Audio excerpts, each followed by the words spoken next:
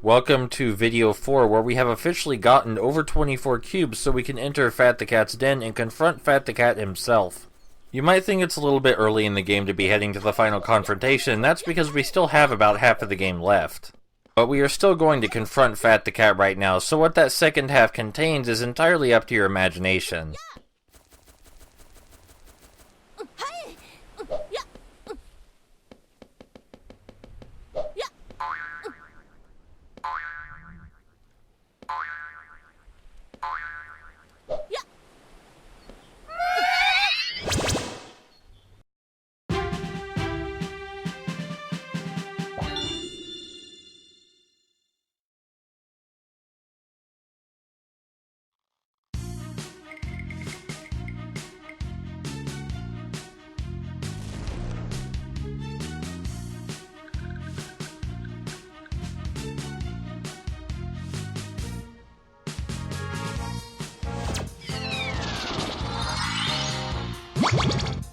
So Fat the Cat's den is basically hell. I mean, this doesn't look like any den I've ever seen, at least, but if he's comfortable here, he's comfortable here. Fat the Cat's den has the distinction of having the hardest platforming we've seen so far. It kind of dwarfs everything else. Just like all the other falling platforms we've been on, these ones rumble when we step on them, which really screws with our jump. Fortunately, as you saw, we can kick to get a little bit of extra height sometimes. And now it's time to dodge obstacles while on a moving platform. The only other time we had to do this, we completely skipped it using an exploit, but there's no way to exploit this one, because these are the only things floating in a vast empty space. Fortunately for us, it's not exactly hard. God help you if you don't have the camera facing forward during the second section, because the platform does move kind of fast. But having the camera facing the proper direction is really all you need to worry about there. And now we're finally here at the hardest jumps we've seen in the game so far.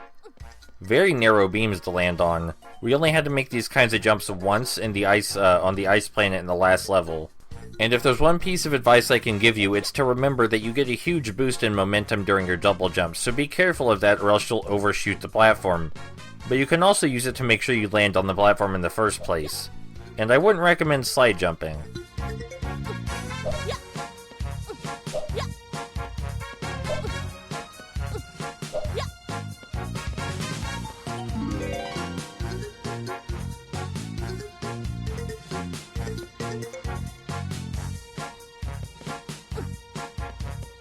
We've seen a lot of bouncing platforms that bounce us various heights throughout the game so far, but these are the kind that don't bounce us very high at all. So again, adjust your expectations accordingly. It's honestly a pretty easy section. And now for the second hardest section of the level. We have to jump back and forth between these crumbling platforms to avoid the flaming boulders rolling at us. And it's kind of difficult because you have to jump up the slope. You might wonder why we can't just freeze the boulders, and that's because I can't aim that quickly. Are you serious? The controls for the camera are not exactly conductive to twitch aiming, so it's better just to platform your way past that. Now that we've overcome all of Fat the Cat's obstacles, it's time to confront him directly.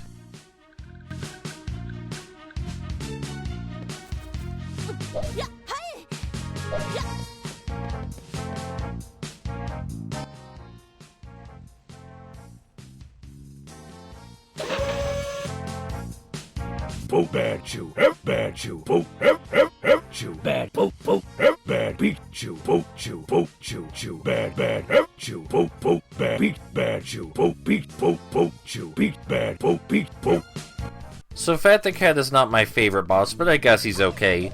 His main and only attack is that he flies into the air and does a slam into the ground that we need to jump over. In order to damage him, we have to shoot him with the camera right before he flies upward, because for a split second he lays flat in the air, and that's when we jump on his back. So he's mostly challenging for the fact that we can only hit him at a very specific point in time. There's also the fact that he runs around the arena, so it's best to stay really far back and have our camera ready for when he does jump up. Because if he bumps into us while he's running around in circles, we will take damage from that. I did mention that aiming the camera is not exactly easy, but thankfully you can just spam the take picture button over and over until you get what you want. You know, if I were Fat the Cat in this situation, I might try to do something like run toward us instead of just run around in circles, but this isn't my den after all, it's his rules here, not mine. So for the second phase of the fight, giant flaming boulders rain from the sky, which means we can no longer stay perfectly in place. It's still kind of a bad idea to stay super close to Fat the Cat, because he can still run into us and hurt us. So we want to stay at a medium distance, but still keep moving to get away from the boulders. As near as I can tell, the boulders fall really erratically. I'm not sure if they follow any specific pattern or timetable, but if they do, it was, really hard to tell during the boss battle. Anyway, Fat the Cat only has one hit left, and then we can totally save our best friend. And we won't have to collect any more golden cubes. What do you mean Fat the Cat said we have to find more golden cubes? He's lying. Bad chew, bad chew, chew, poop, beat, bad beat, bad chew, chew, poop, bad chew, poop, chew, bad chew, chew, chew, chew, chew, bad poop, poop, chew, beat, bad poop, poop, chew, poop, bad.